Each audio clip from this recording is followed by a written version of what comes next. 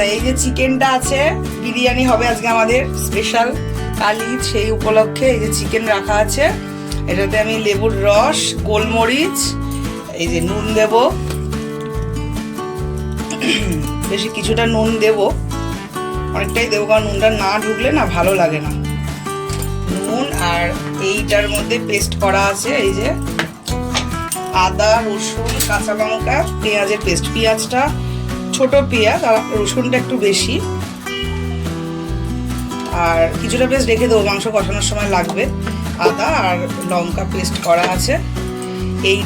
এটার মধ্যে আমরা একে একে বিরিয়ানি মশলা একটু দেব, একটু গরম মশলা দেব, আর পুরোটাকে সর্ষের তেল দিয়ে একটু মাখিয়ে রাখবো। আর হলুদ কিচ্ছু দেবো না, দরকার হলে একটু লঙ্কা গুঁড়ো দিতে পারি, অল্প একটু দেবো কালারের জন্য, কারণ আমি তো সেভাবে কোনো কালার ইউজ করি না বিরিয়ানিতে। আর আজকে দম বিরিয়ানি হবে।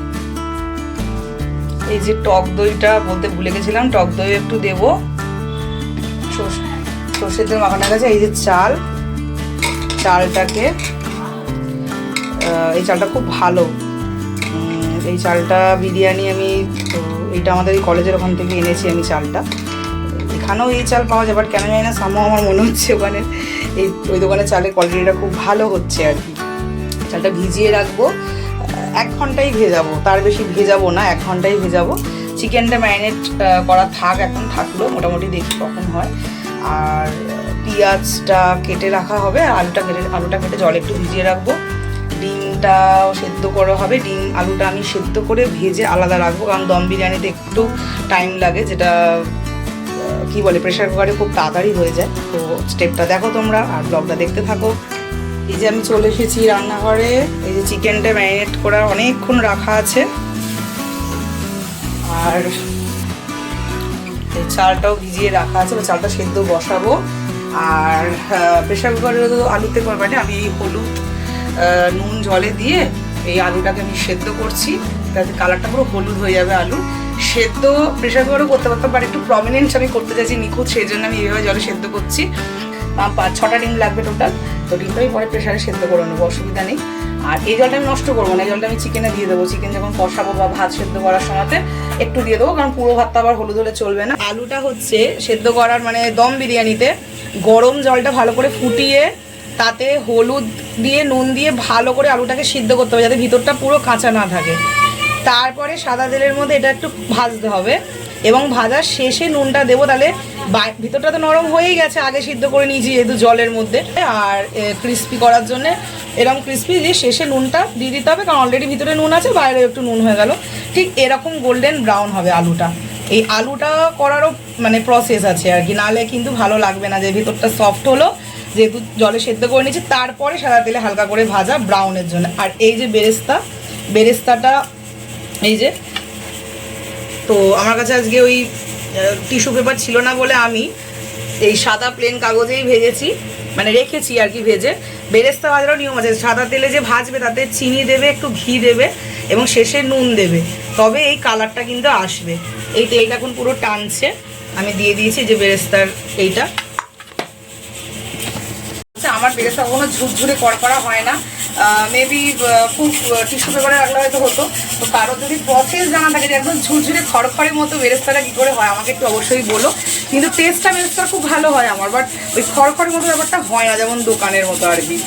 এই যে চালটা ভীষণ ভালো, এই চালটা, এই চালটা আমি দেখিয়ে দিই।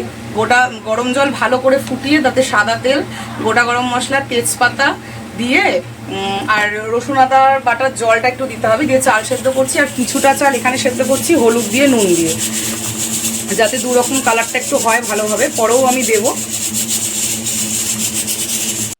আচ্ছা, এই যে রায়তাটা প্রিপেয়ার করেছি, রায়তাটা আমার হাতের সবাই খুব ভালোবাসে, তো রায়তা সবাই জানে, বাট আমি যেভাবে করছি একটু বলছি। টক দইটা প্রথমে ভালো করে ফেটিয়ে দিয়ে নুন দিয়ে ফেটাবো চিনি দিয়ে, আর তার মধ্যে গোলমরিচ গুঁড়ো, জিরে গুঁড়ো, একটু গুঁড়ো লঙ্কা, লাল হালকা, জাস্ট দেখতে সুন্দর লাগবে বলে, খুব বেশি না। মিষ্টি তো দেবই, একটু বিট নুন দেবো, নুন বা বিট নুন যে কোনো কিছু দেওয়া যেতে পারে। আর চাট মশলা দিয়ে ভালো করে ফেটাবো। তারপরে স্যালাড মানে শসা কুচি, টমেটো কুচি, লঙ্কা কুচি, পেঁয়াজ কুচি দিয়ে ওপর থেকে চাট মশলা, ধনেপাতা আর এই জিরে গুঁড়ো আর চাট মশলা দিয়ে গার্নিশিং করে নেবো ভালোভাবে। তাহলেই হয়ে যাবে আর স্বাদটা একটু দেখে নেবেন যাতে ব্যালেন্স হয় পুরো স্বাদটা। আর গোলমরিচ গুঁড়ো তো মাস্ট আর কি রায়তাতে। আর ওপর থেকে একটু জিরে গুঁড়ো দিয়ে দিতে পারেন এরকম করে সাজিয়ে। আর এই যে স্যালাডটা আমি মাখি, এই স্যালাড মাখাটা আমি আমার কলিগ প্লাস বন্ধু বোন সুয়ানাদের বাড়ির থেকে শিখেছি। শসা, পেঁয়াজ, টমেটো, ধনেপাতা, লেবুর রস দিয়ে ওই সেম মশলাগুলো দিয়ে একটু মাখিয়ে নেওয়া। চাল একদম ঝরঝরে সেদ্ধ হয়েছে। চাল সেদ্ধ করার সময়তে নুন অবশ্যই দেব, এবং এই যে গরম অবস্থাতে যখন শুকাচ্ছি তখনও নুন ছড়িয়ে দেবো ভালো। এই চালটা আমি একটু স্পেশালভাবে করেছি, মানে কালারটা যাতে খুব ভালো আসে আজকে পারফেক্ট করার জন্য পুরো। এই যে কড়াইতে সর্ষের তেল, সাদা তেল, হ্যাঁ সর্ষের তেল, সাদা তেল, একটু ঘি দিয়ে তার মধ্যে গোটা গরম মশলা ফোড়ন দিয়ে আদা রসুন লঙ্কার পেস্টটা দিয়ে ভালো করে কষিয়ে এর মধ্যে লঙ্কা গুঁড়ো, বিরিয়ানি মশলা আর গরম মশলাগুলো দিয়েছি। এবার মশলাটা ভালো করে ভুনা হয়ে গেলে এই যে ঠিক এরম কাঁচা গন্ধটা চলে গেলে মাংস ম্যারিনেটটা দিয়ে দেবো, দিয়ে ভালো করে এখন কষবো ড্রাই করে। মাংস কষাবার সময়তে একটা স্টেপ আমি দেখাতে ভুলে গেছি, দুধ অবশ্যই দিতে হবে। সেটা প্রেসার কুকারে হোক বা কড়াইতে হোক, মাংস কষাবার সময়তে দুধ দিতে হবে। আপনারা চাইলে একটু খোয়া ক্ষীরও দিতে পারেন বা গুঁড়ো দুধ দিতে পারেন, যে কোনো একটা অপশন আমি বলছি। একটা স্মেল আসে এবং খুব সুন্দর কালার হয়। এবং আলু বগড়াও দিতে পারেন, অথবা কেউ চাইলে তেঁতুলও দিতে পারেন। এই চিকেনটা দিয়ে দেবো, আলুটা দিয়ে দেবো। এবারে এর মধ্যে হচ্ছে সাদা চাল দেবো।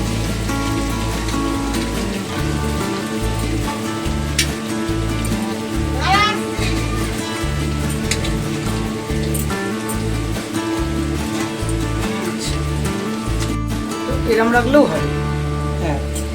আচ্ছা, এই যে ভাতটা দিয়ে দিয়েছি, এবার আমি এই যে জুসটা এটা একটু ওপর থেকে দেবো।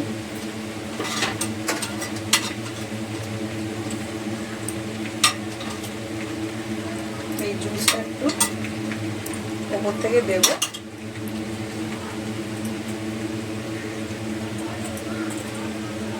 বেরেস্তাটা দেবো, আমি একটা স্টেপ দেখাবো ভিডিওতে।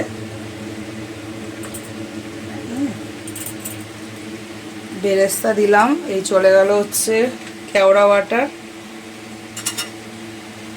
এই চলে গেল হচ্ছে রোজ ওয়াটার, এই যাবে হচ্ছে বিরিয়ানি মশলা,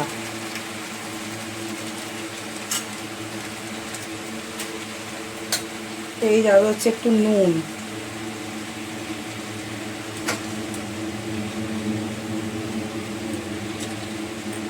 বাপরে বাপ ছাকা লেগে গেছে, কিছু করার নেই। আচ্ছা, এই হচ্ছে একটু গোলমরিচ গুঁড়ো, মিঠা আতর আর ঘি।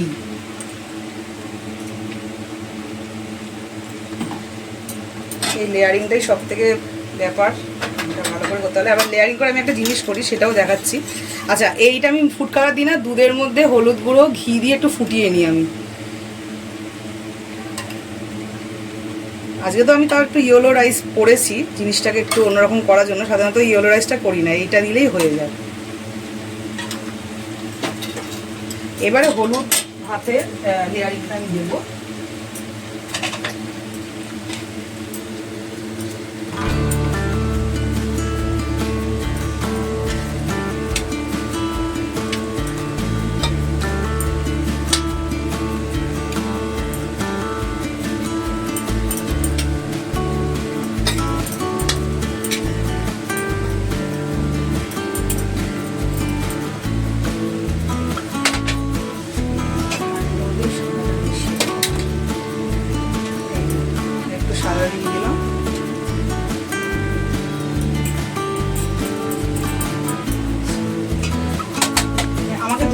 রেডি করতে হবে, কেন কি পরিমাণটা একটু বেশি আছে। এবার আমি একটু মিক্সিংটা আপনাদেরকে দেখাচ্ছি।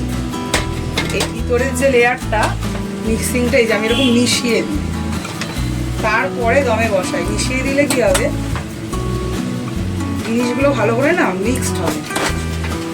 এই যে আমি এরকম করে আগেই বসাই, তাহলে পুরো জিনিসগুলো ভালো করে এই বেরেস্তা দেওয়া হয়ে গেল। আচ্ছা, নুন নিয়ে আমি একটা কথা বলতে চাই, বিরিয়ানিতে নুনটা কিন্তু খুব ইম্পর্টেন্ট। মাংস ম্যারিনেশনের সময় নুন দিচ্ছি, কষাবার সময়তেও একটু নুন দেব, চাল সেদ্ধ করার সময়তে নুন দেব, এবং চালটা যখন ছড়িয়ে একটু ঝরঝরে ঠান্ডা করছি তখন একটু নুন দেব, বুঝে বুঝে প্রতিটা স্টেপে। কারণ নুনটা না ঢোকার ব্যাপার আছে বিরিয়ানিতে, এবং লেয়ারিং করার সময়তে দেখে নেবেন যদি মনে হয় পুরো ব্যাপারটা সেখানে একটু হালকা করে নুন দিতে হবে। তারপরে দেখাচ্ছি, এই যে এরকম ওপর থেকে মশলাগুলো সেম মশলা আবার দিয়ে যেগুলো যেগুলো দিলাম এরকম ধনে পাতা ছড়িয়ে দেবেন, দিয়ে এটা চাপা দেবেন। এই খুলছে আমাদের বিরিয়ানি। কালকে ঈদ, সকলকে ঈদের শুভকামনা, আর সবাইকে জানাই হ্যাপি ঈদ। আর প্রতি বছর ঈদে আমি নিজে হাতে বিরিয়ানি বানাই, মানে এটা আমি প্রায় ইউনিভার্সিটি লাইফ থেকে করে আসছি। খুব সুন্দর করে আমরা সেলিব্রেট করি ঈদ। এই যে বিরিয়ানি বানিয়েছি।